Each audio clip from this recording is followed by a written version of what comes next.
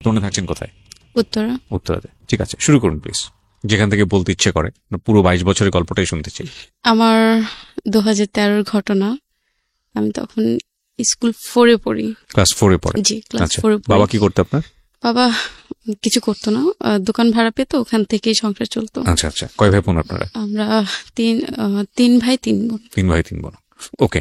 আমার বাবা 2টা বিয়ে করছে।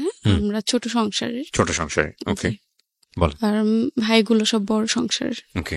খুব চঞ্চল ছিলাম আমি, এর জন্য আমার লেখাপড়াটা হয়নি। এখন লেখাপড়া হয়নি, পরে বাসায় ছিলাম প্রায় অনেক দিনই। আচ্ছা। পরে একটা বিয়ের কথা আসলো। ক্লাস 4-এ থাকতেই? হ্যাঁ, ক্লাস 4 থাকতে। তখন তো বাদ দিয়ে দিয়েছি পড়াশোনা। আচ্ছা। বিয়ের কথা আসলো, ছেলে একটু প্রতিবন্ধী, পায়ের সমস্যা আছে। পরে বাবা মেনে নিল, বিয়ের ডেটও ঠিক হয়েছে, কোরবানি ঈদের পরে, মানে একটু লং টাইম ডেটে দিয়ে ফেলছে। পরে দেওয়ার পরে আরেক জায়গা থেকে বিয়ের কথা আসলো, বাবা আরেকজনকে আরেক জায়গায় একটা মেয়ে দেখাতে নিয়ে যাবে। পরে বাবা চিন্তা করলো ওই জায়গায় মেয়ে না দেখে আমার মেয়েতে আসছে। ছেলে আবার সিঙ্গাপুরে থাকে, ভালো, তার ফ্যামিলি একটু ছোট ধরনের, সে একটু সিঙ্গাপুরে থাকে, ভালো টাকা ইনকাম করে। এখন তার সাথে আমার কথা বলা দিল। কথা বলো না আগে যে লোকের সাথে আমার বিয়ের কথা ছিল, আমার বাবা একটু চালাকি করে আমার ভাবিদের ধারায় ওনাকে বাদ দিয়ে দিয়েছে। আমার এঙ্গেজমেন্টের কথাও ছিল। আচ্ছা। তাকে বাদ দিয়ে দিয়েছে। তারপর যাই হোক উনি চলে গেছে। খুবই কান্নাকাটি করছে, আমাকে বিয়ে করবি, এই প্রতিবন্ধী ছেলেটা? হ্যাঁ, আমাকে বিয়ে করবি। আচ্ছা আচ্ছা। তাদের অবস্থা অনেক ভালো ছিল। আচ্ছা। এখন বাবার তো রাগ, সে ওই ছেলেকে দিয়ে বিয়ে দিবে। প্রতিবন্ধী ছেলেকে দিয়ে? না, সিঙ্গাপুরে যে ছেলেটা থাকে সেই ছেলেটা। আচ্ছা। ওই ছেলেটা দিয়ে বিয়ে দিবে। এখন ছেলেটা সবকিছু ঠিকঠাক করলো, আমার মা আবার বাবার সাথে রাগ করে চলে গেছে। মা কথা বলতো, ঠিক হয়েছে, ভালো ফ্যামিলি যদি হয়ে থাকে তাহলে বিয়ে দেখ, কোনো সমস্যা নেই। বিয়ে হলো, হওয়ার পরে আমার বিয়ের 18 দিনের মাথায় উনি সিঙ্গাপুরে চলে যায়। আচ্ছা। এই 18 দিনে ভালো মতো ওনার সাথে আমার মেলামেশা হয় নাই। চলে যায়। চলে যাওয়ার পরে আমি তখন আসলে অনেক কিছুই বুঝতাম না। আপনার বয়স কত তখন যখন আপনার বিয়ে হয়েছে? তখন 13 থেকে 14 বছর বয়সে? হ্যাঁ, এরকমই হবে। ওকে। চলে গেছে উনি চলে যাওয়ার পরে ভালোই ওনার ফ্যামিলির সাথে আমার ভালোই, আসলে প্রথম একটা মেয়ে অন্যের ঘরে গেলে অনেক কিছুই মেন্টেল করে চলতে হয়। আসলে তখন আমি এত কিছু বুঝতাম না। তখন একটু মজার ভিতরে ছিলাম, একটু আনন্দের ভিতরে ছিলাম, কথাবার্তা চলতেছে, ছেলে তো সিঙ্গাপুরের, ভালোই হবে, একটু বাবার বাড়িতে আসা যাওয়া। পরে উনি আবার আসলো, ওনার সাথে আমার ফোনে কথাই হতো, আচ্ছা, ভিডিও কলে কথাই হতো। পরে উনি আবার আসছে, আবার গেছে, এরকম 2বার করে উনি 2 থেকে 3 মাসের টাইম নিয়ে আসতো। আচ্ছা, মানে ফার্স্ট হাজবেন্ডের সঙ্গে বয়সের ডিফারেন্স কত ছিল আপনার? ওনার বয়স 30। আপনার তখন 14, মানে আপনার ডাবলেরও বেশি। হ্যাঁ। ওকে। উনি একটু কালো ছিল। ওকে। আমি তো তখন ছোট ছিলাম, তো আমি ভালোই সুন্দর ছিলাম। আসলে আমি বললাম না, আমি এত কিছু বুঝতামও না, কি করলে কি হবে, কি বললে কি হবে, না, খুব স্বাভাবিক, এত কিছু বুঝতাম না। আর আমাদের ফ্যামিলিতে এরকম একটা জিনিস, আমাকে অনেক কিছুই বুঝতাম না। আমার ফ্যামিলির থেকে আমাকে অনেক কিছু বলে নাই, ভয় পেলে কি হবে, কেউ একটা কথা বলে কি উত্তর দিতে হবে, এগুলো আমাকে কখনো শেখায় নাই। জ্ঞানের প্রয়োজন সেগুলো কখনোই না। মা কখনো বলে নাই এই ওদিকে যাবা না তুমি। আচ্ছা। নিজের এনজয় মতো সবকিছুই করতাম, নিজের মতো এদিকে যেতাম, ওদিকে যেতাম, সবকিছু করতাম। উনি আসার পরে ভালোই সংসার করার পরে উনি আবার চলে গেছে। চলে যাওয়ার পরে একটা মেয়ে আসছে সিঙ্গাপুর থেকে।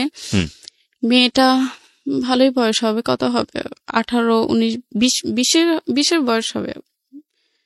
উনি আসার পরে আমাদের বাসায় আমার নাম জিজ্ঞেস করতেছে, আমি কে আসি বিষয়। পরে আমার শাশুড়ি বললো ও তো সোহেলের ওয়াইফ। পরে বলতেছে ও সোহেলের ওয়াইফ, এ নিয়ে একটু মানে ওনার দিয়ে দেখলাম উনি একটু মন খারাপ করছে। পরে জিজ্ঞেস করলাম কে আপনি?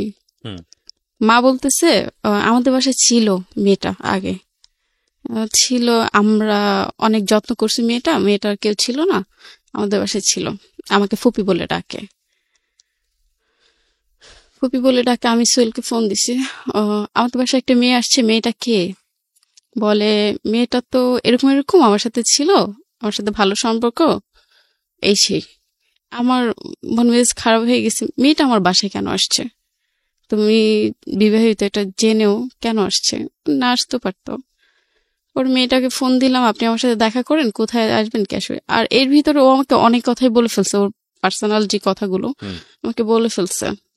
মেয়েটা দেখা করবে না, কি জন্য ও মানা করে দিছে, দেখা করো না, দেখা করলে ওইটা অনেক দুষ্টু, অনেক রাগারাগি করতে পারে। আসলে খুব রাগ ছিল তখন আমার। পরে মেয়েটা দেশের বাড়ি চলে যায়, আসার পর ওনার বাসায় আমার দেখা করার কথা ছিল। বাসায় না, আমি একটু রেস্টুরেন্টে দেখা করার চেষ্টা করেছিলাম, হয়নি। পরে যাই হোক, ওনার বাসায় আমার দেখা করেছি। করার পরে দু এক কথা বললো, আপনি কেন আমার বাসায় গেলেন, কি উদ্দেশ্যে?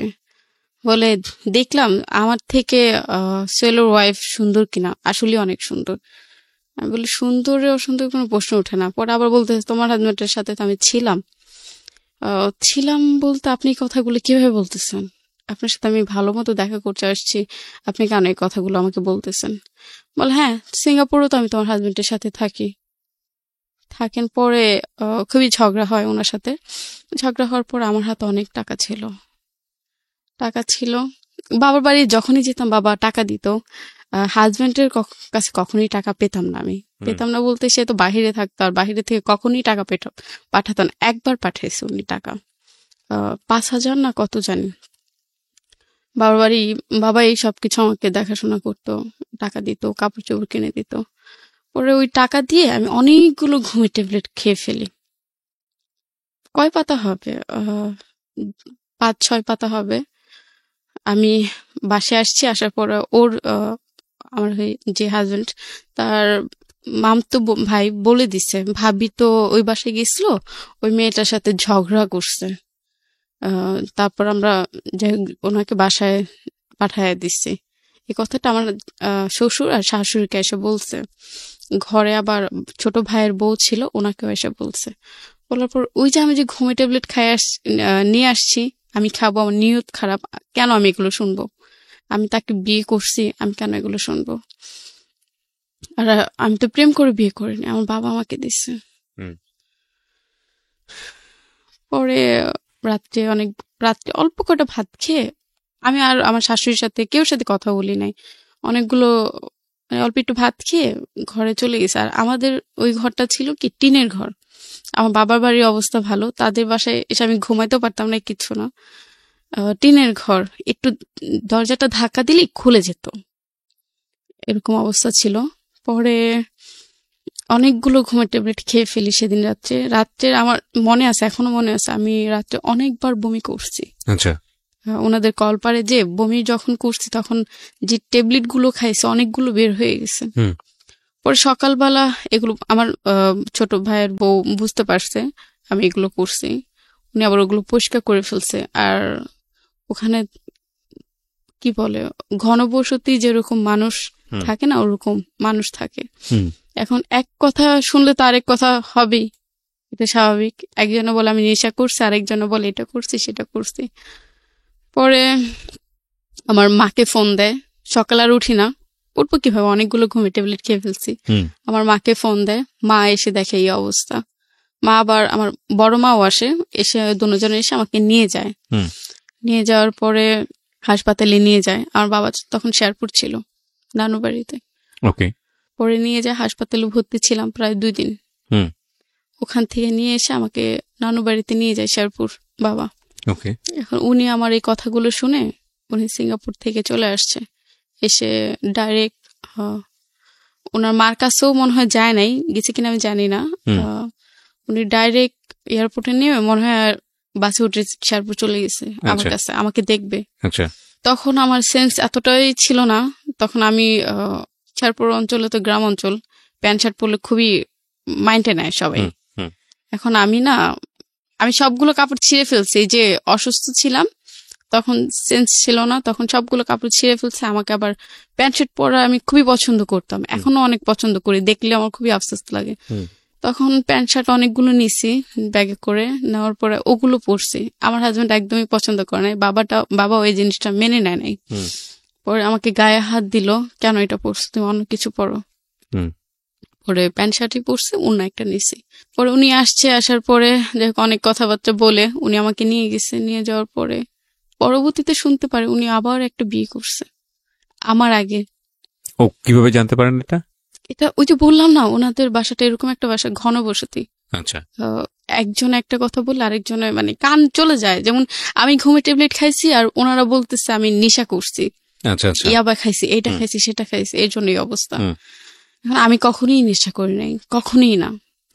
শুনতে পারি ওনার একজন ওয়াইফ ছিল, ওনারা চালাকি করে ওনাকে বাদ দিচ্ছে অনেক বছর আগের কথা। পরে সোহেলকে জিজ্ঞেস করলাম এটা কেন, মানে কেন করছো, আমাকে বলতে পারতাম, আমার ফ্যামিলিকে বলতে পারতাম তোমার ওয়াইফ আছে, বিয়ে করছিল, বা মানে আগে একটা বিয়ে করেছিল সে, হ্যাঁ সেটা বলে আমাকে নিতে পারতো বা আমাকে আমার ফ্যামিলিকে জানাতে পারতো। পরে আমার ফ্যামিলিকে এসে বললাম বাবা এই ঘটনা, আপনারা কিভাবে দিলেন, এটা কিভাবে সম্ভব। বাবা আর কিছু বলেন। আর বাবা খুবই রাগী ছিল আমাদের বাসা, বাবাকে অনেক ভয় পেত সবাই। পরে ওনার সাথে ওই যে মেয়েটারে যে আমি গায়ে হাত দিছি, এই মেয়েটার যে সোহেলকে উল্টাপাল্টা কথা বলছে, বলে এরপরের থেকে সোহেল আমার সাথে আর যোগাযোগ করে না, কথা বলে না। আমি একটু চকলেট, একটু আইসক্রিম খেতে খুবই পছন্দ করতাম হিসাব ছাড়া। উনি কি করতো, অন্য মেয়েদের, বাংলাদেশে অন্য মেয়েদের তার সাথে খুব ভালো রিলেশন ছিল, সেই মেয়েদের ভিসা পাঠাইতো সিঙ্গাপুরে যাওয়ার জন্য। চকলেট পাঠাইতো, চকলেট পাঠায় ছবি তুলতো, মেয়েটা চকলেট খেত আর ছবি পাঠাইতো আমার কাছে। আমাকে খুবই বাজে ভাবে গালিগালাজ করতো, তুই এটা, তুই সেটা। মানে ওই মেয়েটার সাথে ঝামেলা করার পর থেকে আমার লাইফে শুরু হলো তুই এটা, তুই সেটা। বিশ্বাস করবেন না, আমার আগের মোবাইলটা যদি থাকতো, যদি মেসেজগুলো দেখতেন, আপনি নিজেই কান্না করতেন। এগুলো আপনার হাজবেন্ড আপনাকে বলে বলে পাঠাতো? হ্যাঁ, আমার খুবই কষ্ট লাগতো। ওনার মা একদিন আমার গায়ে হাত দিল এসব কারণে। ওনার ভাইও বিবাহিত, ওনার একটা বেবি আছে। ওনার ভাই বাসা আবার কেউ ছিল না, ওনার মাও ছিল না, আমি আবার একা বাসায়। পরে ওনার ভাই সুযোগে সদ্ব্যবহার করছে। রাত্রে ফজর একটু আগে সে আমার রুমে এসে, বললাম না দরজা ধাক্কা দিলেই দরজা খুলে যায়, উনি বাসার রুমের ভিতর ঢুকে। তখন আমার আসলে বলার কিছু ছিল না, আমি কেউ কিছু বলতেও পারি না, কিচ্ছু না। সকালবেলা মাকে ফোন দিয়ে বলি, মা ওর ভাই তো আমার সাথে এই ঘটনা। মা বলতেছে কেউ কিছু বললো না, বললে ঝামেলা হবে। বিশ্বাস করবেন না, আমার মাথা পায়ের থেকে মনে হয় মাটি ছিল না। ওনার ওয়াইফ দেশের বাড়িতে যায়। কার ওয়াইফ? ওর আমার হাজবেন্ডের ছোট ভাই, আপনার দেবরের ওয়াইফ। দেবরের ওয়াইফ ইয়েতে যায়, গ্রামের বাড়িতে যায়। এখন আমার শাশুড়িও বাসায় ছিল না, উনি ভোর সকাল আগে চলে গেছে। উনি আবার জব করে, সরকারি জব করে। উনি আবার ভোর সকাল আগে চলে গেছে। যাওয়ার পরে আমি আবার মানে টয়লেট থেকে এসে দরজা ভালো মতো আটকে নেই, কিছু না, ভাবছি সকাল হয়ে যাবে, সবাই উঠবে। আপনার হাজবেন্ডও কি তখন দেশের বাইরে? হ্যাঁ, দেশের বাইরে ছিল।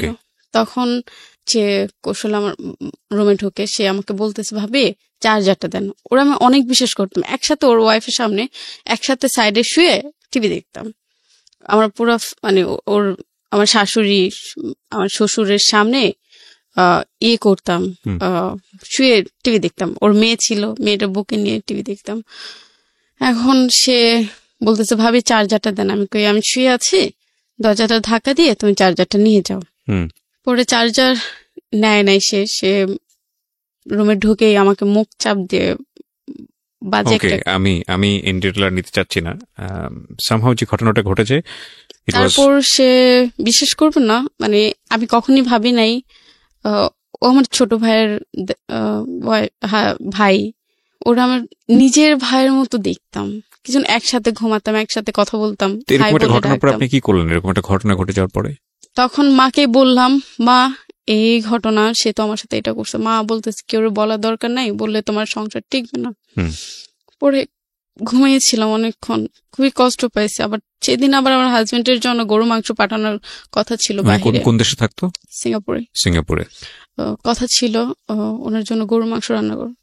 তখন আমার শাশুড়ি বলতেছে, কি হয়েছে, এরকম শুয়ে থাকলে হবে, যাও বাজার থেকে গরু মাংস কিনে নিয়ে আসো, অল্প আছে আরো নিয়ে আসো। আপনি শাশুড়িকে বলেছিলেন এই ঘটনাটা? আমার মা বলেছিল। আপনার মা বলেছিল, রেসপন্স কি ছিল? কোনোটাই না, বলতেছে আমার ছেলে আসুক, আমার ছেলেকে জিজ্ঞেস করব। ছেলে তো ছিল না রাত্রে বাসায়, সে তো কোথায় যেন চলে গেছে, এটা আমার শাশুড়ি বলতেছে। বলার পরে আমার মা বলল আপনার ছেলে এরকম একটা কাজ করছে, কাজটা ঠিক করছে ভাবেই। বলতেছে আসুক আমার ছেলে, আমি জিজ্ঞেস করি। সকালে উঠে গরু মাংস আনতে গেছি, চিলাচিলিতে গরু মাংস আনতে গেছি, পাই নাই। বাসায় এসে বাসা থেকে তখনই বের হয়ে গেছি। বের হয়ে আমি দক্ষিণখান থানায়, উত্তরা থানায় গেছি, দক্ষিণখান থানায় গেছি। পরে সবকিছু খুলে বললাম। মানে থানায় গেছেন মানে কি আপনি কেস করার জন্য? হ্যাঁ।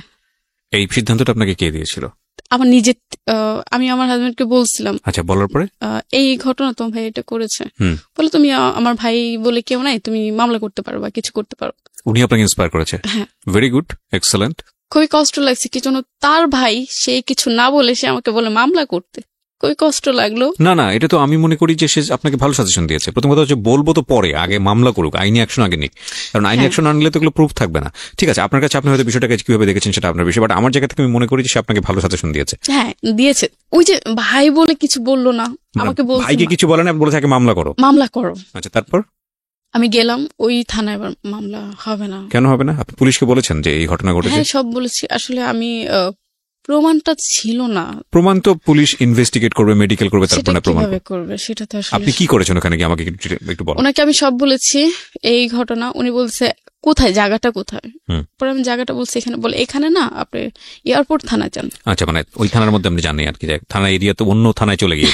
হ্যাঁ, আমি জানতাম না কোন থানায় গেলে কি হবে। আচ্ছা, এটা আমি জানতাম না, যেন কখনোই ভাবিনি আমি থানায় যেতে হবে। ওকে। পরে এয়ারপোর্ট থানায় গেলাম, পরে বলতেছে এটা এখানে না, আপনি এয়ারপোর্টের ভিতরে একটা থানা আছে, আপনি ওখানে যান। আচ্ছা, তারপর হাতে টাকা ছিল না, খুবই কষ্ট করে আমি হেঁটে হেঁটে হেঁটে হেঁটে গেছি খুঁজ করে। পরে যে অনেকক্ষণ বসেছিলাম, বললাম আপনার সাথে একটু কথা বলবো। অফিসার বলতেছে আপনার সাথে একটু কথা বলবো। বলে কি কথা বলবেন? আমি ওনার সামনে বলা যাবে না, একটু লোক ছিল, উনি অফিসার ছিল, আমি আসলে জানি না, আমার তো ওরকম ভাবে বলে নাই উনি অফিসার ছিল। এখন বলতেছে, আমি অনেকক্ষণ বসে আছি, কিন্তু লজ্জার কথা, বলা যাবে না কেউ সামনে, তখন ছোট ছিলাম, বুঝতেও পারিনি। অনেকক্ষণ পরে বলতেছে, উনিও তো অফিসার, আপনি বলেন ওনার সামনে কি বলতে চান। আপনি অনেকক্ষণ ধরে বসে আছেন। দুজনে কি পুলিশ অফিসার? হ্যাঁ। কোনো মহিলা অফিসার ছিল না থানাতে? ছিল না। আচ্ছা, তারপর পরে বললাম আমার সাথে এই ঘটেছে, এই ঘটনা, আমি মামলা করতে চাই। আপনার বয়স কত? 14 হবে, 13-14 হবে। বলে আপনাকে বিয়ে দিচ্ছে, আপনার বাবা মাও ধরে নিয়ে যাব, আপনার শ্বশুর শাশুড়িকে ধরে নিয়ে যাবে, কিন্তু আপনি নাবালক। তখনই আমি আসলে নাবালক ছিলাম। দুজনকে ধরে নিয়ে যাব। একটু ভয় লাগছে, আমার শ্বশুর বাড়ির লোকগুলো ধরলে আমার কোনো আপত্তি না, আমার বাবা মাকে যদি ধরে তাহলে আমার খুবই কষ্ট লাগবে। আমার কারণে আমার বাবা মা কিছু হবে, সেটা আমি কখনোই চাই নাই, ভয় লাগছে। তারপর বলতেছে আপনার শ্বশুরের নাম্বার আছে? হ্যাঁ আছে। আমার শ্বশুরও ফোন দিয়ে বলল আপনার ছেলের বউ আসছে, এই ঘটনা কি হয়েছে। পরে আমার শ্বশুর উল্টাপাল্টা বুঝাইতেছে, আসলে এগুলো মিথ্যে কথা, সে মিথ্যে কথা প্রচার করতেছে বা কিছু। আমি বলি আপনি মেডিকেলে যদি নিয়ে যান আমাকে নিতে পারেন, আমার কোনো আপত্তি নাই। পরে আমাকে অনেক কিছু বুঝে ওখান থেকে, আমার শ্বশুর যখন বলছে মিথ্যে কথা এগুলো প্রচার করতেছে, তখন ওই অফিসারটা অনেক কিছু বুঝে আমাকে ওখান থেকে বিদায় করে দিচ্ছে। অফিসারই আপনাকে বুঝিয়ে পার করে দিয়েছে ওখান থেকে? কি বুঝিয়েছে আপনাকে? আপনার বাবা মাকে ধরে নিয়ে যাবো, কিছু আপনি নাবালক। সেটা আপনার, সেটা লিগ্যাল অ্যাকশন থেকে অফিসার 100% কারেক্ট কথা বলেছে। এগুলো বলে আমাকে পাঠিয়ে দিয়েছে, সে আমাকে আসলে ওরকম ভাবে গুরুত্ব দেয় নাই আপনার কাছে মনে হয়েছে। হ্যাঁ, বাট সে আপনাকে যে কথাটা বলেছে সেটা কিন্তু কারেক্ট। 13-14 বছর বয়সে যে বাবা মা বিয়ে দেয়, তারা কিন্তু ultimately it's one kind of crime. এবং সে যদি লিগ্যাল পার্সপেক্টিভ থেকে যদি দৌড়ায়, তাহলে আপনার বাবা মাও কিন্তু আসলে এই ঘটনার প্রেক্ষাপটে কিন্তু টান পড়তে পারে। তো আমি জানি না, আমি I am not a lawyer, but আমার মনে হয় পুলিশ যেখানে আপনাকে যে এটা বলেছে সেটা বলেছে ঠিকই আছে। তবে একটা জিনিস আমার মনে হয় যে থানাতে আসলে ওই সময়টাতে আপনি ডিমান্ড করেছেন কিনা জানি না, কোন মহিলা পুলিশ তো থাকার কথা যাকে গিয়ে আপনি ওই সময়টাতে পাননি। তো আপনি কি করলেন, কি সিদ্ধান্ত নিলেন? তারপরে পরে মন উঠে গেছে তাদের উপরে। পরে মা বলতেছে একটা ইয়ের ভিতরে চলে, সমাধানের ভিতরে চলে আসো। কি সমাধান? আমার শ্বশুরের সাথে কথা বলবে, তার সাথে কথা বলবে, মানে আমার দেবরের সাথে কথা বলবে। আর আমার হাজবেন্ড তো ওই যে খারাপ ব্যবহার শুরু করেছে, সে আবার এখনো নেশা পানি করে। আচ্ছা, খারাপ ব্যবহার শুরু করেছে মানে কি সিঙ্গাপুর থেকেই? হ্যাঁ, কি ভিডিও বলতেছে কলে সে? বাজে কথা বলতো, বাজে জিনিস দেখাতো, এই সেই বিভিন্ন ধরনের কথাবার্তা। তার সাথে আমি মন খুলে কখনোই কথা বলতে পারতাম না। বয়সের গ্যাপ ছিল 16 বছরের মতো। আচ্ছা, কখনোই মন খুলে কথা বলতে পারতাম না। সে ওই যে বললাম না, ঝামেলা হওয়ার পর থেকে আমার সাথে অনেক ঝামেলা শুরু করছে। হুম। ওর মা ওনার বাসায় আসলো, আসার পরে আমার শ্বশুরে আমার কথা না শুনে আশেপাশে মানুষে নিয়ে আসছে, একটা মহিলা নিয়ে আসছে, এনে বলতেছে উনি সাক্ষী, কি হয়েছে না হয়েছে কিছুই হয় নাই, আপনার মেয়ের এমনি বাজে কিছু প্রচার করতেছে। হুম। বাজে কিছু প্রচার করতেছে, আমি কি মিথ্যে কথা বলছি? আমার সাথে যে ঘটনা ঘটেছে আমি তো সত্যি কথাই বলেছি। পরে এক সময় তারা আমার মার সাথে কথা বললো, ভাবি এটা আমি দেখতেছি। আমার শ্বশুর বলতেছে, ভাবি আমি এটা দেখতেছি। বলে আমার দেবরকে 2টা থাপড় দিছে, ওনার শরীরে যত জোর ছিল 2টা থাপড় দিয়ে বলতেছে সমাধান হয়েছে, আমার ছেলেকে তো আমি মারছি। পরে 2 দিন পরে আমি বলতেছি, মা আমি এভাবে থাকবো না, আমার থাকা সম্ভব না। আবার আমার দেবর ওয়াইফ এসে আমাকে খুব বাজেভাবে চিল্লাচিল্লি করতেছে, আমার ওয়াইফ এসে হ্যাঁ আপনার ভালো না, এই সে বিভিন্ন ধরনের কথা বলতেছে, বাজেভাবে চিল্লাচিল্লি করছে। আমার আর মন হয় না আমি ওই বাসায় ফিরে যাব বা ওই বাসায় আমি থাকবো। পরে আমার বাসায় যে জিনিসপাতি দিয়েছিল ওগুলো আমার মা নিয়ে আমাকে নিয়ে চলে আসছে। সেদিন আবার আমার শাশুড়ি গায়ে হাত দিছে, আমার নাক দিয়ে রক্ত বের করে ফেলছে, ঠোঁট দিয়ে মানে প্রচুর গায়ে হাত দিছে, ঠোঁট দিয়ে রক্ত বের করে ফেলছে। পরে আমি চলে আসলাম, আসার পর আমি আর ওনার কাছে যাইনি। কয়দিনের সংসার আপনার? 3 বছর। 3 বছরের সংসার। হ্যাঁ, তার মধ্যে ম্যাক্সিমাম টাইম হাজবেন্ড দেশের বাইরে। দেশের বাইরে ছিলই না, ধরতে গেলে ছিলই না সে আমার কাছে। আর ছোট ছিলাম, বললাম না, অনেক কিছুই বুঝি না। হাজবেন্ডের না পেলে কি হবে সেটাও বুঝতাম না। তারপর উনি আসে নাই। ওর সাথে ঝামেলা শুরু করছে। উনি এক হিসাবে বলতেছে আমাকে ডিভোর্স দিয়ে দাও। উনি বলতেছে? হ্যাঁ, আমি একদিন প্রচুর কান্না করছি কোয়ার্টারের ভিতরে, যে আমি পারতেছি না, আমার সহ্য হচ্ছে না। তো ভাই এই ঘটনা ঘটেছে, আমি আলাদা একটা ফ্ল্যাট নিয়ে আমি চলে যাব, একটা ভাড়া থাকবো, আমি থাকবো না এখানে আর। বলতেছে থাকবো না, ঠিক আছে, আচ্ছা তুমি বাসা দেখো। বাসা দেখলাম, 1টা 2টা 3টা, একটা বাসা অ্যাডভান্সও করে আসছি। সে বলতেছে না থাকা যাবে না, তুমি তো মার কাছে চলে যাও। যাই হোক, ওখান থেকে অ্যাডভান্সে টাকা নিয়ে চলে আসছি মার কাছে। মাও দেখি ওরকম ভাবে গুরুত্ব দেয় না, কোনো কিছুই গুরুত্ব দেয় না। ছিলাম বাসায় অনেক দিনই ছিলাম। বাবা বলতেছে ভাবিদের দিয়ে আবার প্রেশার দিতেছে, ওকে বলো ছেড়ে দিতে, ছেলেটাকে ডিভোর্স দিয়ে দিতে। পর ভাবিকে বললাম, ভাবি হেসে বলতেছি, ভাবি লাল কাপড়ে গেছি সাদা কাপড়ে আসবো। তখন এতটুকু সেন্স ছিল আমি তার সংসার করব। লাল কাপড়ে গেছি সাদা কাপড়ে আসবো। পরে ভাবি আবার এই কথাটা বাবারে বললো। পরে অনেকদিনই বাসা ছিলাম, প্রায় 2 বছরের মতো বাসা ছিলাম। সে আসে নাই, কোনো রেসপন্সই করেনি। না আসে নাই। সে মাঝখানে একবার আসছিল, এসে সেই বাবার বাড়িতেই ছিলাম, বাবার বাড়ির থেকেই সে আসছে। আসার পরে প্রায় 1 মাসের মতো ওনার সাথে ছিলাম। আমি করলাম রাগ করে আমি বাবার বাড়ির থেকে চলে গেছি। আমার হাজবেন্ড আসছে, আমি কেন যাব না, আমার বাবা যেতে দিবে না। তারপর আমার রুম থেকে আরেকটা গ্যারেজে যাওয়ার জায়গা ছিল। আমার ভাবি কি করছে, পিছন দিয়ে তালাটা খুলে দিছে, তুমি তোমার হাজবেন্ডের কাছে যাও। সে আবার যখন এয়ারপোর্টে নামে তখন আমি যে আমি আবার ওনাকে রিসিভ করতে গেছি। তখন উনি যখন আমার বাসায় আসে তখন বাবা অনেক রাগারাগি করে ওনার সাথে, আমার মেয়ে দিব না, এত বড় একটা ঘটনা। বাবা জানতো না, বাসায় কেউই জানতো না এই ঘটনাটা, আমার মা জানে, এছাড়া আমি দেখি না একটা লোকও আমার ভাইয়েরাও কখনো খবর নেয় নাই বোনটা কেমন আছে। বাবা যে বিয়ে দিল, বোনটার খবর একটু জিজ্ঞেস করি, বোনটা কেমন আছে। ওনার সাথে চলে গেলাম, প্রায় ভালো দিনই সংসার করলাম। উনি আবার চলে যাবে, উনি বলতেছে তুমি তোমার বাবা বাড়িতে চলে যাও, আর থাকা দরকার নাই এখানে, থাকলে ঝামেলা হয়। এর ভিতরে ওনার ভাইয়ের সাথে আমি আর কথাবার্তা বলি নাই, খুব স্বাভাবিক কিছু না, তবে একটা ঘটনা ঘটছে, কথা বলি নাই। পরে একদিন একটা লোক আমাকে ফোন দিয়েছিল, সে পুলিশে চাকরি করে, একদম ছোট ধরনের পুলিশে চাকরি করে, পোস্টম্যান যাকে বলে, সে চাকরি করে। আমাকে সে পরিচয় দিচ্ছে মানে বড় ধরনের একটা কর্মকর্তা। আমার আপু তার সাথে কথা বলছে, ভালো লাগছে। সে একটু কালো ছিল, তারপর ভালো লাগছে। সে পুলিশে চাকরি করে, আমার বোনকে হ্যাপি রাখবে, আমার বোনের কথা। আর আমার কথা হলো, আমার এত কষ্ট পাইছি, আমি তার থেকে আমি বের হতে চাই। মানে আপনি হাজবেন্ডকে ডিভোর্স দিয়ে দিবেন এরকম একটা প্ল্যান করছিলেন? ওকে। মনে থেকে দিতে চাইনি, আচ্ছা, মনে থেকে দিতে চাইনি। উপরে উপরে কষ্ট লাগছে যে মামলা করতে বলছে, তারপর বাংলাদেশে এসে কোনো কথা বলে নাই। তার ভাইকে সে সাপোর্ট করছে এই বিষয়টা, তার ফ্যামিলি সাপোর্ট করছে। ও বাংলাদেশে এসেও আপনার ও ভাইকে কিছু শাসন করেনি, কিছু বলে নাই? না, ভালোই সাপোর্ট করছে। যখন সে বাংলাদেশে আসছে তখন সেও কিছু বলে নাই তার ভাইকে, কি হয়েছে না হয়েছে কোনো খোঁজ খবর নেয়নি এই বিষয়ে। তারপর চিন্তা করলাম এভাবে লাইফ চলে না, লাইফ এভাবে চলতেও পারে না। আর তখন আমার বাবা জীবিত ছিল, তখন বাবাকেও বলতে পারি নাই বাবা এই ঘটনা হয়েছে, একমাত্র আমার মা ছাড়া আর কেউ জানে না। একদিন হঠাৎ রাত 10-11টা বাজে রং নাম্বার একটা ফোন আসে। সালাম দিলাম, কে আপনি? বলে আমি আপনাকে অনেক পছন্দ করি, অনেক কষ্টে এই নাম্বারটা খুঁজে পেয়েছি। তারপর আমি বললাম আপনি কে? আমি বিবাহিত, আপনি জানেন? বলে হ্যাঁ আমি জানি আপনি বিবাহিত, তারপর আপনাকে পছন্দ করি। তারপর আস্তে আস্তে তার সাথে কথা বললাম, ভালো লাগা। পর একদিন বললাম আপনি দেখা করতে আসেন, আপনাকে আমি দেখবো। কে আপনি? মানে কথা বলতেন ওনার সঙ্গে, টাইম পাস করতেন? হ্যাঁ। আপনার হাজবেন্ড তখন দেশের বাইরে? দেশের বাইরে ছিল। ওকে। তারপর আসলো, দেখলাম লোকটা অনেক কালো। কালো হলে কি হবে, ভালোই কথাবার্তা ভালো। আপনি তাকে জিজ্ঞেস করলেন না নাম্বারটা কিভাবে পেয়েছেন?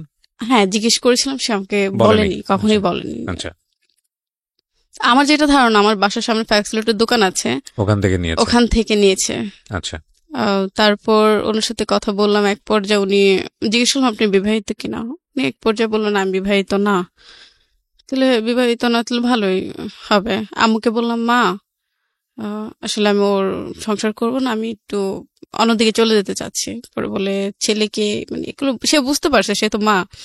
পরে মাকে দেখালাম, উনি পরে বললো উনি তো কালো। কালো হয়েছে কি, ওর মন তো অনেক ভালো। পরে মা আসলে ওরকম ভাবে গুরুত্ব দেয় নাই এটা। পরে একদিন আমি ওনার সাথে চলে গেছি। চলে গেছেন বলতে? ভেগে চলে গেছি, মানে সিদ্ধান্ত নিলেন যে ঠিক আছে আমি চলে যাব। উনি আমাকে অনেক প্রেশার দিতে, চলে আসো। তখন আমি ওনার সম্পর্কে কতটুকু জানতেন ভেগে যাওয়ার আগে? একদমই জানতাম না। একটা মানুষের সঙ্গে আপনি ভেগে যাবেন তার সম্পর্কে বিশ্বাস ছিল আসলে।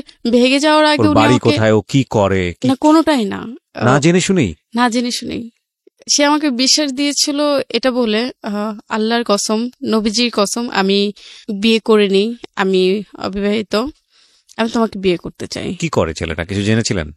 হ্যাঁ, উনি পুলিশে চাকরি করে। বলেছিল পুলিশে চাকরি? হ্যাঁ, উনি এটাই করতো, চিঠি অদল বদল করতো, এখান থেকে ওখানে চিঠি দিয়ে আসতো। আচ্ছা, এটা কি বলে জানি না, আমি নিজেও জানি না। আচ্ছা, তো এইরকম একটা পোস্টে সে ছিল? হ্যাঁ ছিল। ওই যে আল্লাহর কসম, নবীজির কসম, মানে সে যখন বলছে তখন আমি এমনি গুলো গেছি। একটা মানুষ তো মিথ্যা কথা বলতে পারে না আল্লাহ নিয়ে, আর কোরআন শরীফ নিয়ে তো মিথ্যা কথা বলতে পারে না। তারপর এই বিশ্বাসে তার সাথে আমি চলে গেছি। তারপর আমার ফ্যামিলি প্রচুর খুঁজছে, আমাকে পায় নাই। আচ্ছা, চলে কোথায় গেলেন? আমি একটা হোটেলে ছিলাম। আচ্ছা, প্রায় 2-3 দিন ছিলাম। বিশ্বাস করবেন না, যখন আমি গেছি তখন আমার বাবার বাড়ি থেকে কিচ্ছু নেইনি। তারপর সে ভাবছে কি আমি অনেক কিছু নিয়ে আসবো, টাকা নিয়ে আসবো, এটা নিয়ে আসবো, সেটা নিয়ে আসবো। সেটা চিন্তা করছে, ভাবছে এত বড় লোক নিয়ে আসতে পারে, কারণ এক জায়গায় চলে গেলে তো অনেক কিছুই আনতে পারে। আর সে আমার আগের হাজবেন্ড, সে তো বাইরে থাকে, না জানি কত কি আছে। পরে দেখলো আমি কিচ্ছু নেই, একমাত্র গাড়ি ভাড়া ছাড়া আমি আর কোনো টাকা পয়সা কিছু নেই। পরে উনি আমাকে অভাব দেখালো, আখি আমার থেকে তো টাকা নাই, এখন কি করব? বলে তেলে দেখো তো মাকে বলে কিছু টাকা আনতে পারো কিনা। আমি আসলে ওরকমই দুর্বল ছিলাম, আর বুঝতে পারিনি ওনার চিন্তা ভাবনা কি। বাসা থেকে মাকে বলতাম মা টাকা দাও, তখন একটু জানছে আমি একটা লোকের সাথে ভেঙে গেছি বা কিছু। মাও প্রচুর রাগারাগি করছে, টাকা দিতে চায়নি। পরে দিচ্ছে, অল্প টাকায় দিচ্ছে। পরে অনেকদিন ছিলাম হোটেলে। থাকার পরে ওর এক বন্ধু বললো এভাবে তো থাকা সম্ভব না, আর তোমার থেকেও তো টাকা নাই, মানে যে লোকটার সাথে ভেঙে গেছে সেই লোকটার থেকেও টাকা নাই, তাহলে কি করবে, একটা বাসা ভাড়া নাও, আমি টাকা দিব, তোমার সংসার করো। আচ্ছা, তখন আমাদের কিছুই ছিল না, ছোট একটা বাসা ভাড়া নেই, খুবই মানে কষ্টে সংসার করেছি। আর তার সাথে আমার ফোনে বিয়ে হয়েছে। জি, সে মুখে যেভাবে, যেমন আপনি আর আমি কথা বলছি এরকম ফোনে তার সাথে আমার বিয়ে হয়েছে। ওখানে কোনো সাক্ষী ছিল না, কোনো কিছু ছিল না, কোনো কিছু ছিল না, নিজেরা বিয়ে করলেন? হ্যাঁ। এটা কি ধরনের বিয়ে? আমার জানা নেই যে ধরনের বিয়ে আমাদের ধর্মে পারমিট করে কিনা।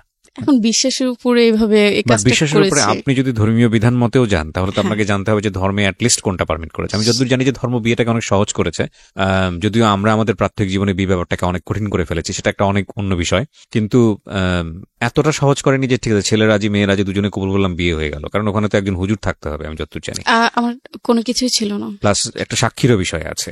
কোনো কিছুই না। আমি শুনেছি এরকম ব্যাপারও আছে নাকি, আমি নিশ্চিত নই। আমি ধর্মীয় ব্যাপারে যেসব ব্যাপারগুলো আপনাদেরকে বলি সেগুলো আসলে আমার এই আশেপাশ থেকে জানা শোনা পড়া টুকটাক, বাট আমি এগুলো নিশ্চিত নই। আমি শুনেছি যে মেয়ে পক্ষ থেকে যদি তার গার্ডিয়ান না থাকে তাহলে সেটা নাকি বিয়েই না, এটা আমাদের রিলিজিয়নে বলে। আমি এটাও শুনেছি আর কি। তো যাই হোক, আপনারা করে ফেললেন, তার মানে এটাকে যদি আপনি আপনার জায়গা থেকে বিয়ে বলেন তাহলে বিয়ে, আর না হলে এটাকে আসলে বিয়ে না। মানে রাষ্ট্রীয় জায়গা ধরতে গেলেই না, কিন্তু তখন আমি বুঝিনি রাষ্ট্রীয় জায়গা থেকেও বিয়ে না, কোনো কিছুই না, কোনো কিছুই না। হ্যাঁ, তার দুজনে মিলে এটা করলেন, তারপরে হচ্ছে আপনারা থাকা শুরু করলেন। হ্যাঁ, তারপর সংসার করেছি। সংসার করে কি মানে আপনারা থাকা শুরু করলেন একসাথে? হ্যাঁ, বাসা ভাড়া নিলেন? হ্যাঁ। আচ্ছা, তারপর ওনার সাথে ভালোই থেকেছি। পরে 3-4 মাস পরে একটা ফোন আসে। আসলে আমি কিছু কিছু এই বিষয় 3-4 তাকে মাসের মধ্যে কি আপনি আপনার আগের হাজবেন্ডকে ডিভোর্স দিয়ে দিয়েছেন, জানিয়েছেন যে আমি ডিভোর্স দিয়ে দিয়েছেন? আসলে ডিভোর্সটা দিতাম না। হুম। সে আমাকে খুব প্রেশার দিচ্ছে আর খুব বাজেভাবে গালিগালাজ করতেছে, বলতেছে তুমি আমাকে প্রেশার না দিলে তোমার বড় ধরনের ক্ষতি হবে, আর একটু লোভ দেখাইছে যদি মানে আমাকে ডিভোর্স দাও তাহলে আমি তোমাকে সিঙ্গাপুরে নিয়ে যাব। আচ্ছা, ডিভোর্স দিলে সিঙ্গাপুরে নিয়ে যাব? হ্যাঁ। আচ্ছা, পরে বলতেছে তাহলে আমার এক বন্ধুর ধারা আমি সবকিছু রেডি করি, তুমি এসে ডিভোর্সটা দিয়ে দাও। আসলে আমি অনেক কিছুই বুঝি নেই, দেনমোহরের টাকাটাও আমি নেইনি তার থেকে, কখনো বলি না আমার দেনমোহরের টাকা লাগবেই। তখন টাকার দিকে আমার এত আগ্রহ ছিল না। তারপর তাকে ডিভোর্স দিয়ে দিলাম, তার সাথে সম্পর্ক একদম শেষ। আর আপনার বাড়িতে জানতো যে আপনি কোথায় আছেন, আপনার সেকেন্ড হাজবেন্ডের সঙ্গে আছেন কিনা? ওনার নাম কি ছিল? নামটা বলতে যাচ্ছেন? মাসুম। মাসুমের সঙ্গে আপনি আছেন, এটা কি বাড়িতে জানতো? তেমনটা জানতো না। তো কোথায় আছেন খোঁজ খবর নিত না? খোঁজ খবর নিত না, বাবা তো ত্যায্য করে দিয়েছে। ওই ফার্স্ট ডিভোর্স দেওয়ার সঙ্গে সঙ্গে ত্যায্য করেছে নাকি ওখান থেকে বের হয়ে যাওয়ার সঙ্গে সঙ্গে ত্যায্য করে বের হওয়ার সাথে সাথে ত্যায্য করে দিয়েছে? ত্যায্যটা কি মৌখিক ভাবে নাকি একদম লিখিত ভাবে? আমি যত জানি লিখিত ভাবে এগুলো নাই, রাষ্ট্রীয় নিয়ম এগুলো করা যায় না। মুখে বলেছে তুমি আমার আজ থেকে সম্পর্ক নাই, ত্যায্য মেয়ে। হ্যাঁ, ওকে, ঠিক আছে। তারপর আমার হাজবেন্ডকে মেনে নেয় নাই বাসায় কেউ, আমার 3টা ভাইও মেনে নেয় নাই। আর বাবা তো দূরের কথা, বাবা আসলে ওখানে একটু ভুল করেছে। আমি ছোট মেয়ে, আমি ভুল করে ফেলেছি। বাবার উচিত ছিল, তার অনেক নামি দামি লোকেদের সাথে হাত ছিল, সে একটা ফোন দিলেই আজকে আমি ওখান থেকে বের হয়ে চলে আসতে পারতাম, এরকম বাবার ক্ষমতা ছিল। বাবা করেনি, ঠিক আছে, রাগ করে সিদ্ধান্ত নিয়েছে, করেনি।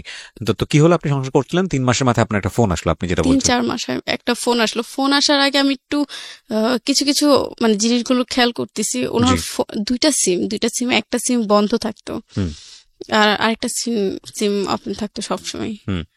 আবার উনি কয়দিন পর পর বলতো কি, আখে স্যারের বাড়িতে যাব, ফোন দিতে পারবা না, ওখানে নেটওয়ার্কের সমস্যা। তারপর উনি এরকম করলো, প্রায় কয়েকবারই করলো।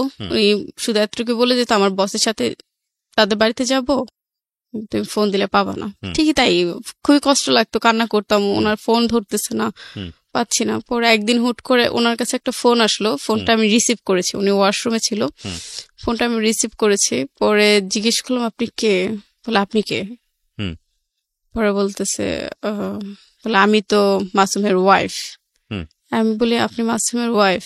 এ কথা উনি বলতে দেরি নেই। আর আমার একটা বাজে গুণ ছিল কি, আমি নাম্বার দেখে মুখস্থ করে ফেলতাম, এক নজর দেখতাম আর মুখস্থ হয়ে যেত আমার। তারপর উনি সাথে সাথে মোবাইলটা কেটে বাসার থেকে বের হয়ে ওনার বন্ধুর বাসায় গেল, যেন ওনার ওয়াইফে দিয়ে ফোন দেওয়া হয়েছে। আমি তো শিল্পীর বাসায় ছিলাম, শিল্পী ফোনটা রিসিভ করছে, ওনার ওয়াইফে উনি ফোন দিয়ে বলতেছে। আমি ওনার বাসায় ঢুকে, ওনার বন্ধুর বাসায় ঢুকে আমি কান্না করে দিলাম, ভাবি আপনিও জানতেন? বলে না ভাবি, আমি তো কিছু জানতাম না। পরে বললাম এই ঘটনা, ওনার ওয়াইফ আছে, আপনি জানতেন? কি জানতেন আমাকে বলেন তো। উনি আমাকে বলে নাই। পরে ওনার বন্ধুর কাছে গেলাম, ভাইয়া কি হয়েছে আমাকে বলেন, এরকম কেন হলো? আর ভাইয়াটা না সবসময় বলতো, আখি তুমি যদি আমার ছোট বোন হতা আমি কখনোই ওর কাছে বিয়ে দিতাম না, কখনোই না। আচ্ছা। আমি ভাইয়াকে জিজ্ঞেস করছি কেন ভাইয়া কি হয়েছে? বলে এমনি হাসি দিয়ে উড়াই দিত এমনি, কখনোই বিয়ে দিতাম না। ভাইয়া বলল ওনার তো একটা ওয়াইফ আছে, একটা বেবি আছে। 3 মাস সংসার করার পরে, 4 মাস সংসার করার পরে। তারপর আমি ওনাকে জিজ্ঞেস করলাম, আপনার এগুলো আছে, আপনি কেন বলেন নাই আমাকে? আমার একটা সংসার ভেঙে আপনি নিয়ে আসছেন, আপনার উচিত ছিল এই কাজগুলো করার। আর আমাদের ফ্যামিলি এ তো জানেন কেমন রাগী। পরে বলতেছে, আসলে আখি তোমাকে ভালোবাসি, পছন্দ করি, এই জন্য তোমাকে আমি নিয়ে আসছি। বলে আমি কখনই আনতাম না, আর তোমাকে অনেক ভালো লাগছে, আমি অনেক ভালোবাসি। তুমি একটা কাজ করো, তোমার বাসা থেকে টাকা এনে দাও, আমি ওনাকে ডিভোর্স দিয়ে দিব, ওনার বেবি সহ। পরে আমি রাজি হলাম, মাকে বললাম, মা আমাকে 2-3 লাখ টাকা দাও, আমি ওনাকে দিব। পরে মা বললো, ওনাকে কেন টাকা দিবা তুমি? ওনার ওয়াইফ আছে, ওনাকে কেন টাকা দিবা? আর এত টাকা তো আমার কাছে নাই, তোমার বাবা কখনো আমাকে এত টাকা দেয় নাই। তারপর বাসায় সবাই কথাবার্তা বললো, তখন একটু বাসায় আসা যাওয়া হচ্ছে, বাসায় সবাই কথাবার্তা হলো। হওয়ার পরে এক পর্যায়ে আমি বললাম, যা করেছি আমি তার সংসারই করব, আমি ছেড়ে যাব না, তার সংসারই করব, কারণ আমারও আগে একটা বিয়ে আছে। তারপর সে বলতেছে, আচ্ছা বাসা থেকে টাকা দাও, আমার ফ্যামিলির লোক আমি তোমার বাসায় নিয়ে আসবো। এই 4 মাসে ওনার ফ্যামিলি কেউ আমার সাথে যোগাযোগ করেনি, কেউ জানেই না কেউ যোগাযোগ করবে। তারপর ওনাকে টাকা দেওয়া হলো বাসা থেকে। টাকা দেওয়ার পর কিছুদিন পর বাবা মারা গেল। টাকা দিলেন বাড়ি থেকে 2-3 লাখ ওনাকে? 2-3 লাখ না, তাহলে 7-8 হাজার। 7-8 হাজার, এটা তো খুব একটা বড় অ্যামাউন্ট না। এই টাকা দিয়ে আপনি ডিভোর্স দিতে বলছেন তাকে? না না, তাহলে তার বাসার লোক নিয়ে আসবে আমার বাসায়, আচ্ছা, আমাকে দেখতে। ওকে।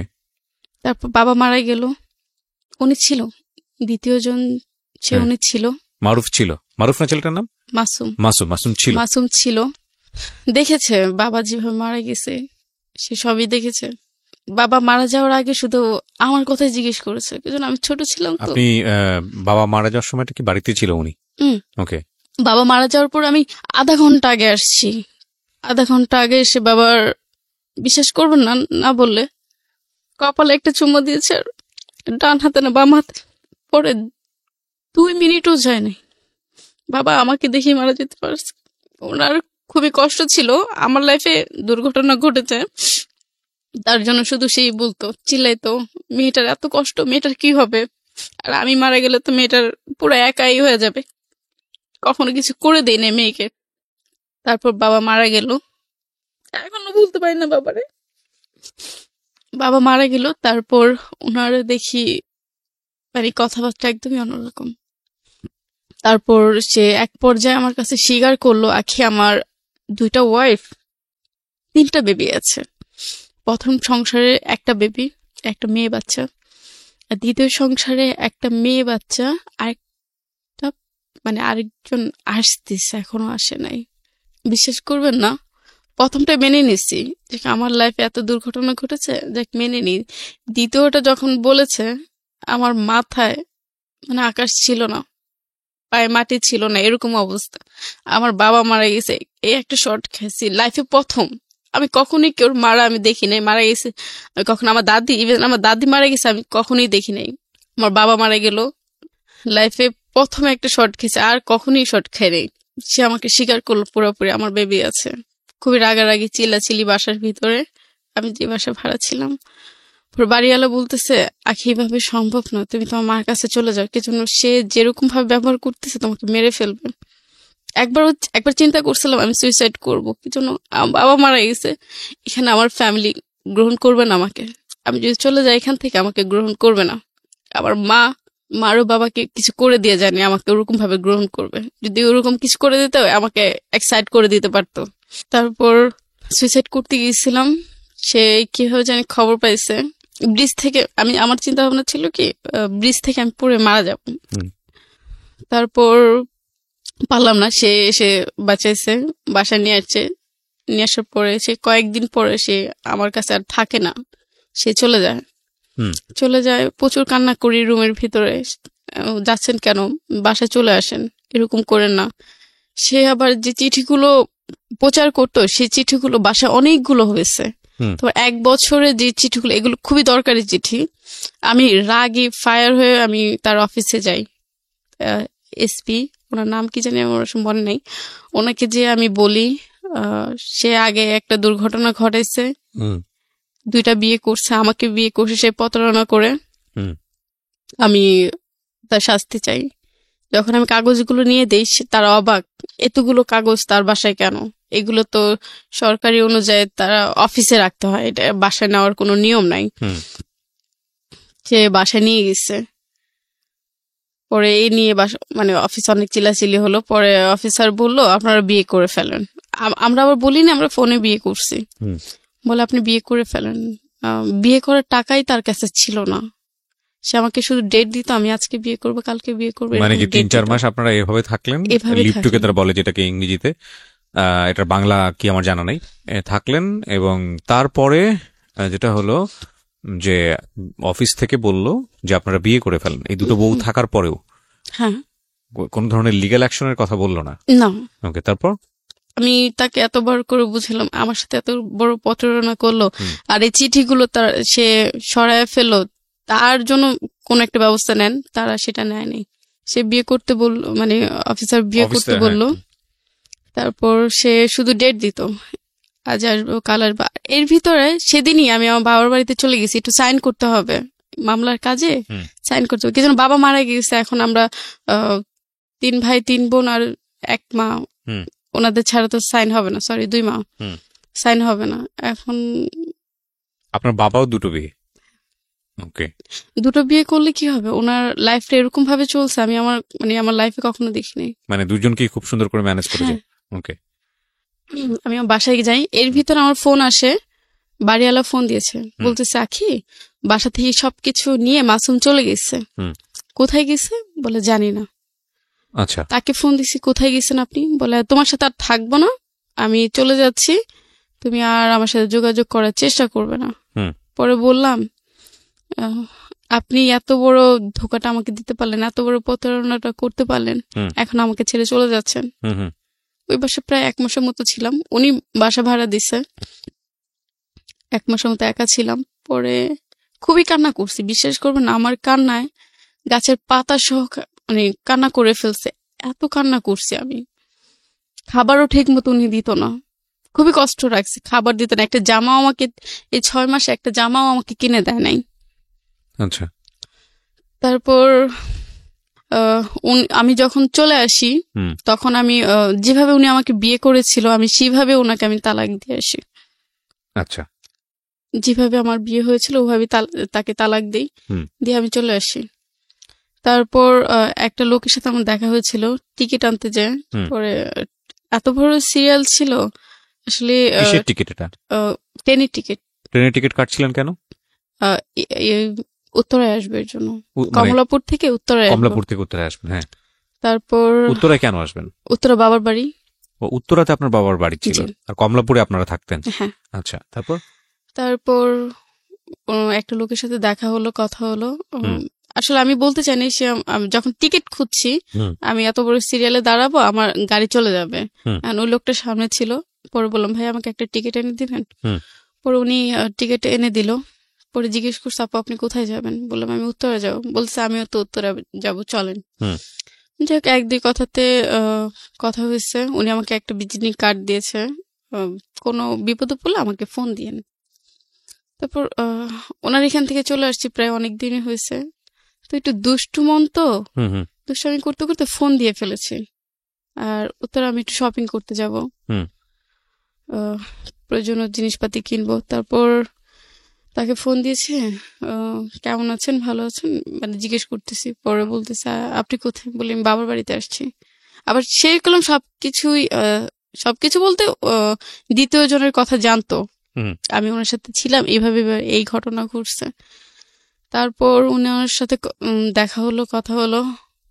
তারপর উনি এক পর্যায়ে আমাকে বলে ফেললো আপনি কি আমাকে বিয়ে করবেন? মানে কি প্রথম দেখাতেই এই ধরনের কথাবার্তা? না, প্রায় 1 মাসের মতো মোবাইলে কথা হয়েছে, আর এর ভিতর তো ওনাকে আমি সবকিছুই বলেছি।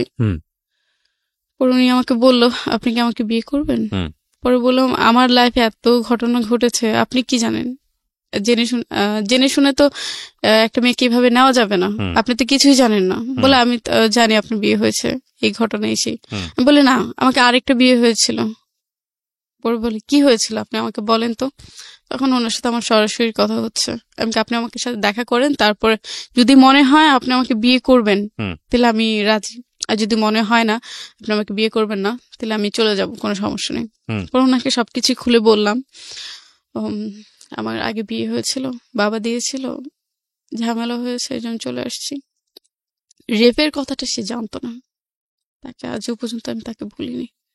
ওকে, এটা হয়েছে আমার সাথে, এটা আমি কখনই বলিনি। তারপর উনি সবকিছু জেনে, আমি তো এগুলো বলেই কান্না করে দিয়েছি।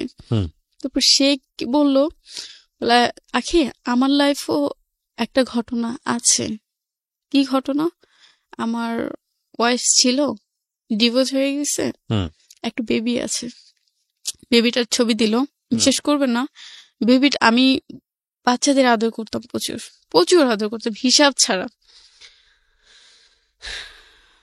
তারপর বেবিটা দেখে আমার ভালো লাগলো, বেবিটা যদি আমাকে দিয়ে দেয় তাহলে আমি আল্লাহর রহমত আমি তাকে পালবো। কোনো মা তার বাচ্চাকে ছাড়তে চায় না, কখনোই চাবে না।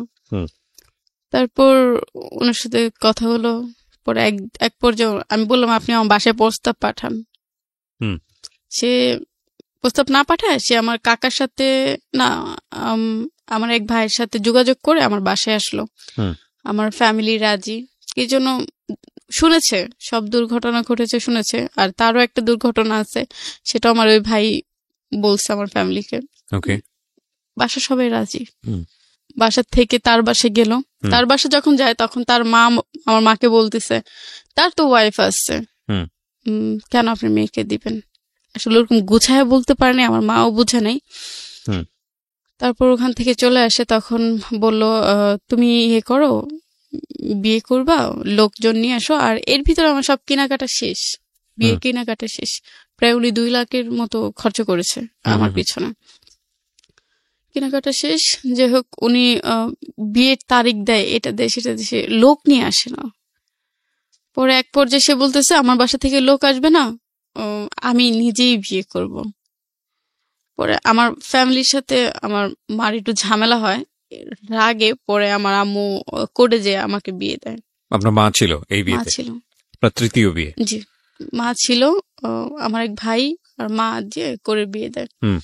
পরে সেদিনই আমার বাসা থেকে আমি চলে যাই তার বাসায়, ভালোই সংসার করতেছি। কতদিন পরে আমার একটু, আমি এর ভিতরে তার খোঁজ খবর নেয় নাই কি হয়েছে না হয়েছে, কি জন্য তার বাসা ফাঁকা পেয়েছে আমার বাসার লোক, ওনার ওয়াইফ ছিল না, তাহলে ডিভোর্সই হয়েছে। আর আমি ওরকম ভাবে দেখি নাই বা খোঁজ খবর নেই ওনার ওয়াইফ আছে কিনা। তারপর একদিন ওই যে বললাম না, এক দেখাতে আমার নাম্বারগুলো মনে পড়ে যায়। এখন ওনার ওয়াইফের নাম্বার যেভাবেই হোক, আমি তখন তার মোবাইল ধরতাম, ওনার ওয়াইফের নাম্বার আমি পেয়ে যাই। পেয়ে যাওয়ার পরে আমি জিজ্ঞেস করি, আমি আসলে পরিচয়টা দেই না, জিজ্ঞেস করি কে আপনি, কোথায় থাকেন, তার সাথে ডিভোর্স হয়েছে কিনা। সে আবার বুঝে যায়, শিক্ষিত মানুষ তো বুঝে যায় আমি একটা মেয়ে তার সাথে আছি, এরকম বুঝে যায়। তারপর পরে আমি পরামর্শ দিলাম আপনি চলে আসেন, তার সংসার করেন, এরকম পরামর্শ দিলাম। কিন্তু আমি চিন্তা করছি তখন যদি সে আসে, তার ওয়াইফ আসে, তাহলে আমি আল্লাহর রহমতে তাদের পিছু থাকবো না, আমি তাদের মিল করে আমি চলে আসতে পারবো, এরকম একটা চিন্তা ভাবনা ছিল। ওনার সাথে কথা হলো, সংসার হলো। তারপর আস্তে আস্তে শুনি উনি বাসায় চলে আসছে, আমার শ্বশুর বাড়ি চলে আসছে। কি হবে, যেখানে আমার ওঠার কথা ছিল সেখানে সে আসছে বেবি নিয়ে, থাকতেছে, কথা বলতেছে, সবকিছু হচ্ছে। আর ও তো ওনার খাবারের খরচ সবকিছুই দিচ্ছে। কার? ওনার ওয়াইফের। মানে ওনারও একটা ওয়াইফ ছিল, সেটা আপনি জানতেন না তখন? জানতাম। কবে জানছেন, কিভাবে জানছেন, সেদিকে আগে আমরা বলেন। তারপর পরে ওনার ওয়াইফে সবকিছু দিচ্ছে, আমি এর ভিতরে ঝামেলা করলাম আপনি কেন এরকম করছেন। বলে এখন চলে আসছে, আমার বেবির খাতির আছে, সবকিছু করতে হবে। আমি ওনাকে বাসা থেকে কবে নামাচ্ছেন? বলে নামাবো না, উনি থাকবে, বেবিটা বড় হোক তারপরে নামাবো। আস্তে আস্তে ওনার সাথে প্রায় 2 বছর সংসার, 6 মাসের মাথায় আমার বেবি আমি কনসেপ্ট করি। তারপর কথা হয়, যোগাযোগ হয় ওর সাথে। আর ও দেখি শুধু মানে সপ্তাহ হলেই চলে যেত তার ওয়াইফের কাছে। এখন আমি তো জানি না ওনাদের মিলামিশা কিরকম, ভালো কিনা খারাপ, এটা আমি জানতাম না। তারপর একদিন উনি এতই অসুস্থ হয়ে গেছে, উনি ওনার বাসার লোক এসে ওনাকে নিয়ে গেছে। বিশেষ করবে না, চোখ পুরোটা বাদ হয়ে যাওয়ার অবস্থা, প্রচুর কান্না করতেছে রুমের ভিতরে। পরে ওনার ফ্যামিলি এসে ওনাকে নিয়ে যায়। নিয়ে যাওয়ার পর স্বাভাবিক একটা মেয়ে তার হাজবেন্ড চলে গেলে তার পরের দিন তাদের বাসা যাবে। আমি আমার বাচ্চা নিয়ে তার পরের দিন তার বাসায় গেছি। বিশেষ করবেন না, যাওয়ার পর অনেক ঝামেলা হয়েছে, অনেক গালিগালাজ। সে বলতেছে আপনি জানেন তার ওয়াইফ, আমি এখনো লিগেল তার ওয়াইফ, আমি আপনার নামে মামলা করতে পারি। আমাকে এই হুমকিটি দিতেছে। পরে আমি বললাম আপনি মামলা করবেন, করেন, আমি ওর সংসার ছেড়ে যাব না, আপনি কি করবেন করে নেন। তারপর এগুলো বলার পর অনেক ঝগড়া হয়, অনেক কিছু। রাগে আমি ওকে নিয়ে আসি ঝামেলা করে, তুমি আসো আমি তোমাকে ডাক্তার দেখাবো। এর ভিতরে শুনি উনি মানে ওই মহিলা ওনাকে ডাক্তার দেখাচ্ছে, সেবা যত্ন করতেছে, সবকিছু করতেছে। আর এর ভিতরে আমি আমার ফ্যামিলির কাছে গিয়েছিলাম ওর চিকিৎসার জন্য। আমার ফ্যামিলি করেনি, কারণ আমার ফ্যামিলি অনেক দেখেছে আমার সংসারে, অনেক টাকা পয়সা দিয়েছে, অনেক কিছু করেছে। তারপর আমি ওনাকে নিয়ে আসি। বিশেষ করবেন আমার যে জায়গা ছিল, আমি জায়গাটা বিক্রি করে দিই। কোথায় জায়গা ছিল আপনার? ঢাকাতে? ঢাকাতে। কতটুকু জায়গা ছিল? ভালোই জায়গা ছিল, প্রায় 3 লাখ টাকার মতো পেয়েছি। কোথায় এটা? এটা রাজাসন। ওকে। 3 লাখ টাকার মতো পেয়েছি। ওর পিছনে বিশেষ করে রোজার মাস আমার 3 লাখ টাকায় শেষ। রোজার মাসটা আমার 3 লাখ টাকায় শেষ। তারপর উনি সুস্থ হয়নি, উনি এখনো অসুস্থ। এত ডাক্তার দেখাচ্ছে, এত কিছু করতেছে, উনি অসুস্থ। ওনার মন শুধু ওখানেই পড়ে আছে। আমি যে ওনাকে যুদ্ধ করে নিয়ে আসছি, ওনার গায়ে বাজে না। প্রায় 1 বছর ধরে উনি আমার প্রচুর অভাব দিচ্ছে। আমার বিশেষ করবেন না, আমার বাবুটার বয়স 1 বছর 6 মাস রানিং চলতেছে। একটা দুধের ডিব্বা আমি আমার বেবিকে এনে খাওয়াইতে পারি নাই, এতটা অভাব। আমার বেবি এখন অসুস্থ, আমার বেবিকে আমি ডাক্তারের কাছে নিতে পারিনি। আমি আমি এত বড় একটা মানে অসুখের ভিতর আছি, আমি আমার ডাক্তারের কাছে যেতে পারি না টাকার অভাবে। আর সে তো ভালোই আমাকে অভাব দিয়ে আছে, কি জন্য তার চাকরি নাই, সে চাকরি করতেছে না, এখন সে ঘরে বসে দুটো সংসারই মেইনটেইন করছে। আমি করছি, মানে আপনি তো করছেন আপনার সংসার, সে দুটো বউকে মেইনটেইন করছে। উনি কিভাবে করবে? উনার তো এখন টাকা নাই। উনি কোথায় থাকে? আপনার সঙ্গে থাকেন নাকি আগের ওয়াইফের সঙ্গে থাকেন? ওখানে থাকেন। আপনার ঘর ভরণ পোষণ দেন উনি ঠিক মতো? দিতে পারেন না। আমার বেবিটার বলবো না, আমার বেবিটার যে দুধের ডিব্বে এনে খাওয়াবো সেই ক্ষমতাটা আমার ছিল না, এখনো নাই। আমার বাবার বাড়ি থেকে যদি ভাইয়াকে বলি, ভাইয়া বাবুটা এই অসুবিধা, আর বিশ্বাস করবেন না, বাসার সবাই ডাইরেক্ট মানা করে দেয়, কেন তোমার হাজবেন্ড আছে না, তার কাছে চাও। তখন বলি, কান্না করে বলি, আমার বাচ্চাটার তো কেউ নাই, দাদার বাড়িও তো কেউ নাই, ফুপিরাও নাই, থেকেও নাই।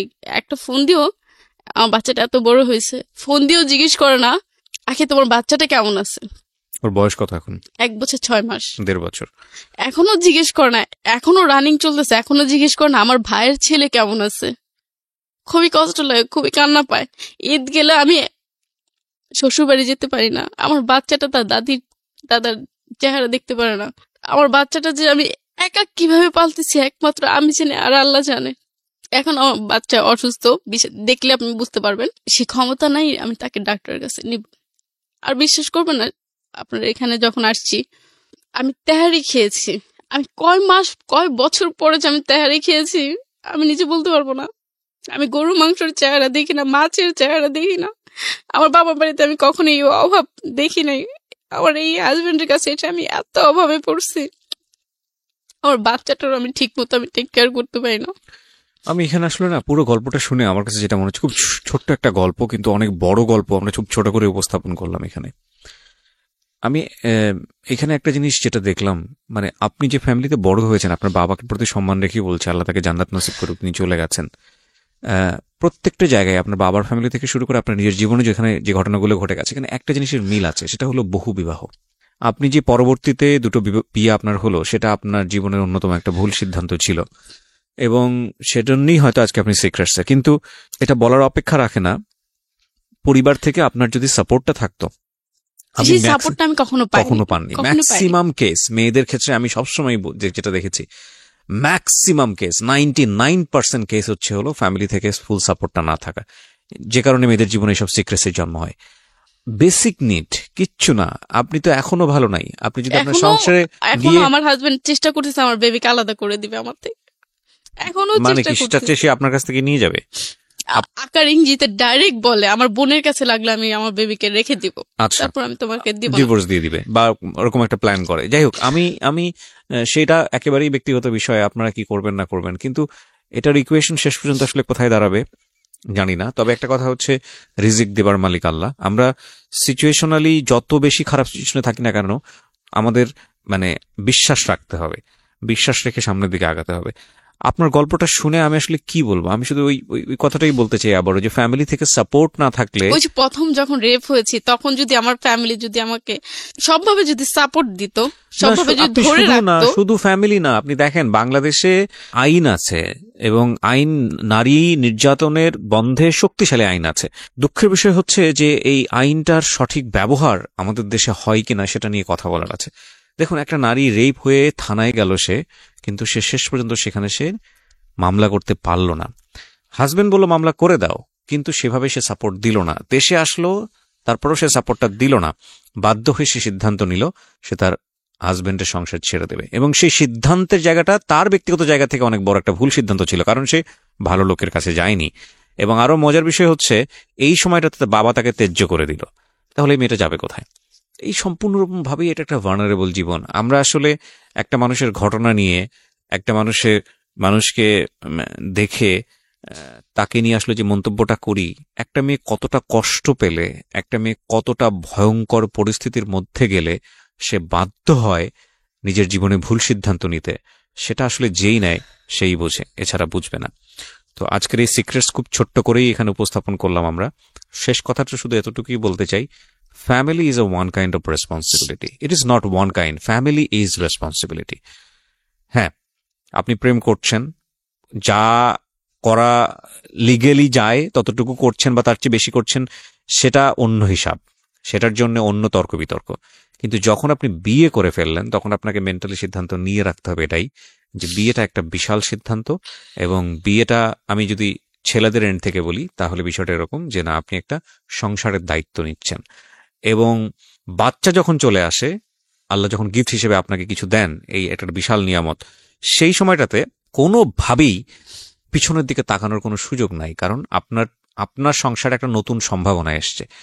তাকে ধর্মীয় নিয়ম বলেন বা রাষ্ট্রীয় নিয়ম বলেন, যেটাই বলেন না কেন, নিয়ম অনুযায়ী ভরণ পোষণ দিয়ে তাকে বড় করার এবং তাকে সৎপাত্রে দেওয়া, তার একটা ক্যারিয়ার করে দেওয়া, এবং একইভাবে তাকে একটা নিশ্চিত জীবনযাপন উপহার দেয়া, তাকে শিক্ষিত করা, লেখাপড়া করা, নিজের পায়ে দাঁড়ানোর যোগ্যতা দেয়া, এগুলো সবই আপনার রেসপন্সিবিলিটি। এই রেসপন্সিবিলিটি যদি আপনি নিতে না পারেন, তাহলে দুনিয়াতে বাচ্চা নেওয়ার কোনো অধিকার আপনার নাই।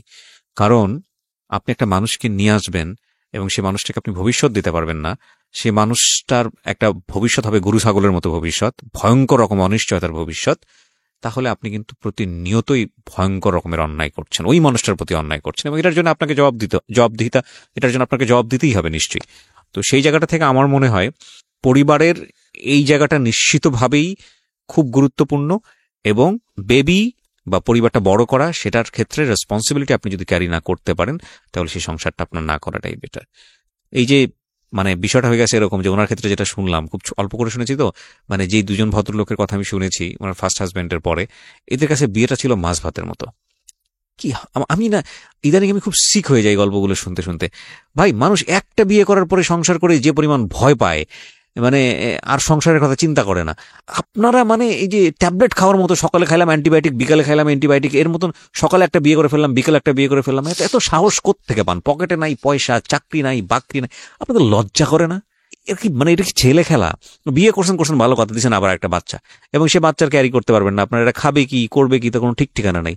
এই লোকগুলো আবার বাইচেও থাকে দুনিয়াতে। আমার তো মনে হয় যে এই যে 3-4টা ওয়াইফ যাদেরকে বিয়ে করে, এরা যদি সবগুলো যদি একসাথে হইতে পারে, এরা আবার করে কি, এরা আবার বোকা, চরম বোকা। এই মহিলারা ভয়ানক রকম ভাবে বোকা। আচ্ছা, আপনারা যেটা করতে পারেন, এই যে আপনি যে ওই মহিলাকে হিংসা করেন, এটা হয়তো ন্যাচারালি আসে, সে কারণে করেন। আপনারা দুজন এক হয়ে যেতে পারেন না, 3জন মিলে এক হয়ে যেতে পারেন না, গিয়ে আপনারা লিগেল স্টেপ নেন না কেন? বা আপনারা 3জন মিলে তারপরে ওরা ধরেন না কেন? ধরে এসে তারপরে বোঝা, তুই ভাগ দে, তুই কার কাছে কতটুক থাকবে, তোর শরীরের অর্ধেক থাকবে এখানে। সরি, আমি রেডিওতে প্রোগ্রাম করছি, I should maintain some language, but আমার না খুব অবাক লাগে যে স্টুপিডিটি লিমিটলেস। এবং আমার মনে হয় এইসব ক্ষেত্রে এরকম করা উচিত, যদি কখনো কেউ জানতে পারে যে না, বিয়ে একটা করে ফেলেছে, ফাইন, তাকে হিংসা না করে, তাকে জেলাস না করে, তার কাছ থেকে ক্যামেরা নিয়ে আসবো, ওই সংসারটা ভেঙে ফেলতে হবে, তাকে করতে হবে, তা না করে বরং তার সাথে হাত করেন, তার সাথে যোগাযোগ করেন যে ক্ষতি আপনারও করছে, ক্ষতি আমারও করছে, এবার চলেন ফাইনাল খেলা খেলি, নিয়ে আসেন, ওর জ্ঞাতি গোষ্ঠী সহ ধরেন, ধৈর্য, তারপরে হচ্ছে লিগেল স্টেপটা নেন। দেখেন ওর বিয়ে তো দূরের কথা, ও যাতে নিজের নাম না বলতে পারে এরকম ব্যবস্থা করেন, যে নাম জিজ্ঞেস করবেন ও নাম বলতে পারবে না, মানসিক এবং পারিপার্শ্বিক চাপে। ঠিক আছে, সো যাতে উদাহরণ হয় যে না, বিয়ে করা যাবে না, একের অধিক বিয়ে করা যাবে না। যাই হোক, আমার মনে হয় যে এগুলো আসলে খুব খুব সেন্সিটিভ বিষয়। এটা তো শুধু এখানে না, এই পরের স্টেপটা হচ্ছে বাচ্চা কাচ্চার স্টেপ। এই যে বাচ্চাগুলো বড় হচ্ছে, এই বাচ্চাগুলো একসময় বাবার সামনে দাঁড়াবে না, যে বলবে না তোমাকে, তুমি আমার মায়ের এরকম জীবনটা কেন দিয়েছিলা, বা তুমি যেটা করতে পারবো না তুমি সেটা কেন করলা। নাথিং টু সে, আসলে কিছুই বলার নাই। শেষ বেলায় এসে বলতে চাই যে আসলে আমরা একটা সুন্দর দেশের কল্পনা করি, তো সুন্দর দেশটা আসলে একটা সুন্দর পরিবার না হলে হয় না। কারণ এই দেশটা কিন্তু দেশের সবচাইতে ক্ষুদ্রতম ইউনিট হচ্ছে ফ্যামিলি। আপনি যাই বলেন না কেন, যেটাই বলেন না কেন, একটা মানুষের যখন পরিবার থাকে না, একটা মানুষের এত পরিশ্রম করে, দিন শেষে কিছু ইনকাম করে, কিংবা এত ভালো কাজ করছে, এই মানুষগুলো যখন অ্যাপ্রিসিয়েশন পাওয়ার কোনো জায়গা থাকে না, এই পরিশ্রম করে পরিশ্রমের ফসলটা দেওয়ার জায়গা থাকে না, তখন ওই মানুষটার কোনো এথিক্স থাকে না, সেটা রাষ্ট্রীয় এথিক্সই হোক বা সোশ্যাল এথিক্সই হোক। তো আমাদের এই পরিবারের বন্ধনগুলো যতদিন পর্যন্ত ঠিক না হবে, ততদিন পর্যন্ত এই মানুষগুলোর কাছ থেকে আমরা বেটার কিছু পাবো না। আমি খুব অবাক হব না যে এই মানুষটা, যিনি আজকে এখানে অনুষ্ঠানে এসেছেন, সে যদি পেটের দায়ে কোনো অপরাধ করে, আমি খুব অবাক হব না। কেন অবাক হব? কারণ ওর লাস্ট ভয়েসটা কি ছিল আপনি শুনতে পেরেছেন? যে লাস্ট কবে আমি মাছ খেয়েছি আমার মনে পড়ে না, আমি লাস্ট কবে পেট ভরে ভাত খেয়েছি আমার মনে পড়ে না, আমার সন্তানটা অসুস্থ, আমার দুধ কেনার টাকা নাই। তো ওই মানুষের কাছ থেকে আপনি এক্সপেক্ট করেন কিভাবে যে এই মানুষটা ভালো থাকবে সারা জীবন? এবং এই মানুষটা অবৈধ কাজ করে, খারাপ কাজ করে যদি পয়সা রোজগার করে, আপনি তাকে বাধা দিবেন কিভাবে? বিকজ তার নিডস এটা। তো এটার পেছনে দায়ীটা কে তাহলে? এটার পেছনে দায়ীটা হচ্ছে এই বহুবিবাহ। আজকে আমরা যদি সিঙ্গেল একটা ঘটনা থেকে যাই, সো আমাদের ওই ঘুরে ফিরে কোনো না কোনোভাবেই কেন জানি আমাদের ওই ফ্যামিলিতেই যেতে হয়। আমরা যেন ওই জায়গাটায় গিয়ে স্টিক হয়ে যাই, যে একটা ফ্যামিলির বন্ধন যখন ঠিক না হয়, একটা ফ্যামিলির নর্মস অ্যান্ড ভ্যালুস যদি ঠিক না হয়, তাহলে এই ফ্যামিলির সন্তানরা, ফ্যামিলিতে যারা বড় হচ্ছে, তারা বিভিন্ন রকমের ক্রাইম করতে বাধ্য। সুতরাং এই জায়গাটা ঠিক রাখাটা খুবই জরুরি। অনেক ভালো থাকুন। আজকের মতো এখানে শেষ করছি প্রিয় শ্রোতা। আসলে এটা নেভার এন্ডিং স্টোরি, কজ সামনের রবিবার হয়তো আরো একজন আসবে, যে হয়তো এসে তার জীবনের সিক্রেটগুলো বলে আমাদের একটা ভিন্ন মাত্রায় নিয়ে যাবে। তবে আমাদের সবসময় যে টার্গেটটা থাকে, যে একজনের সিক্রেট থেকে আমাদের 1000 জনের সিক্রেট যেন স্টপ হয়ে যায়, তাহলে আমরা বলতে পারবো আমরা সাকসেস।